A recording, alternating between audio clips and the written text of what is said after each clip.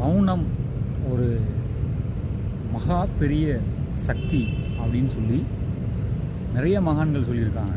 குறிப்பாக மௌனமாக இருந்து நிறைய விஷயங்களை நிறைய பேருக்கு சொல்லி கொடுத்து அவருடைய மௌனத்தின் மூலமாகவே நம்மளுடைய இருப்பு என்ன அப்படின்றத தெரியப்படுத்தின ஒரே குரு ரமண பகவான். ரமண பகவான் மௌனத்தை பற்றி என்ன சொல்லியிருக்காரு அப்படின்னு பார்த்தீங்கன்னா, ஒரு சின்ன ஒரு விஷயந்தான்.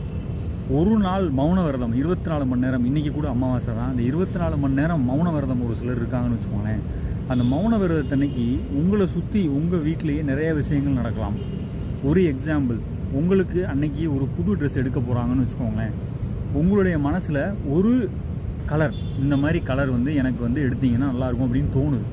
ஆனால் அன்னைக்கு உங்களால் அந்த கலரை சொல்ல முடியாது. அவங்க கடைக்கு போய் ஏதோ ஒரு கலரை எடுத்துகிட்டு வராங்க அப்படின்னா அது என்ன ஆயிரும், மறுநாள் நீங்கள் பேசுகிறப்ப அவங்ககிட்ட சொல்லுவீங்க, நான் இந்த கலர் எடுக்கலாம்னு நினச்சேன், நீங்கள் இன்றைக்கி எனக்கு இந்த கலர் எடுத்துகிட்டு வந்துட்டீங்க அப்படின்னு சொல்லி மறுநாள் நீங்கள் சொல்லலாம், சொல்லாமல் கூட இருக்கலாம். எப்படி அப்படின்னா, அன்றைக்கி எடுக்க போகிற அன்றைக்கி உங்களால் அந்த கலரை சொல்ல முடியல அப்படின்னா மறுநாள் நீங்கள் என்ன பண்ணியிருப்பீங்க, அந்த கலரை எடுத்துகிட்டு வந்தாங்களே அப்படின்னு கூட சொல்லாமல் கூட இருந்துருவீங்க. சொல்லாமல் இருந்துட்டீங்க அப்படின்னா என்ன ஆகும் அப்படின்னா, உங்களுக்கு அந்த எண்ணம் பூர்த்தி அடையாமல் அந்த எண்ணம் எங்கேருந்து தோன்றுச்சோ அந்த இடத்துக்கே திரும்ப போயிடும். அப்படின்னா என்ன அர்த்தம் அப்படின்னா, ஆத்மஸ்வரூபம் தான் நமக்கு ஒரு அசைவுனால மனமாக மாறுது.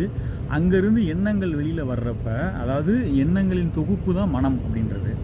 அப்போ இந்த ஒரு எண்ணம் பூர்த்தி அடையாமல் என்ன ஆகும் அப்படின்னா, திரும்ப அந்த இடத்துக்கே போய் சேர்ந்துட்டதுனால திரும்ப அந்த எண்ணத்துக்கு வேலை இல்லாமல் போயிடும். அப்படி வேலையெல்லாம் போயிடுச்சு அப்படின்னாலே நிராசை அப்படின்ற ஒரு இது வர ஆரம்பிச்சிடும். இப்போ இந்த நான் யார் அப்படின்ற புக்கில் பார்த்தீங்கன்னா பகவான் சொன்னது 26வது பாயிண்ட் பார்த்தீங்கன்னா, நிராசைக்கும் ஞானத்திற்கும் என்ன சம்பந்தம் அப்படின்னு சொல்லி கேட்ட கேள்விக்கு ஒரு பதில் சொல்லியிருப்பாங்க. நிராசையே ஞானம், ஞானம் வேறு நிராசை வேறு கிடையாது, உண்மையில் ரெண்டும் ஒன்றே. ஞானம் என்பது ஒரு பொருளும் தோன்றாமல் இருப்பது, நிராசை என்பது ஒரு பொருளிலும் மனம் செல்லாமல் இருப்பது. ஒரு பொருளிலும் இந்த மனம் செல்லாமல் இருக்கிறது அப்படின்றது பார்த்தீங்கன்னா இந்த மௌன விரதத்தினால நமக்கு இது கிடைக்கும். நிராசை ஞானம் என்பது ஒரு பொருளும் தோன்றாமல் இருப்பது.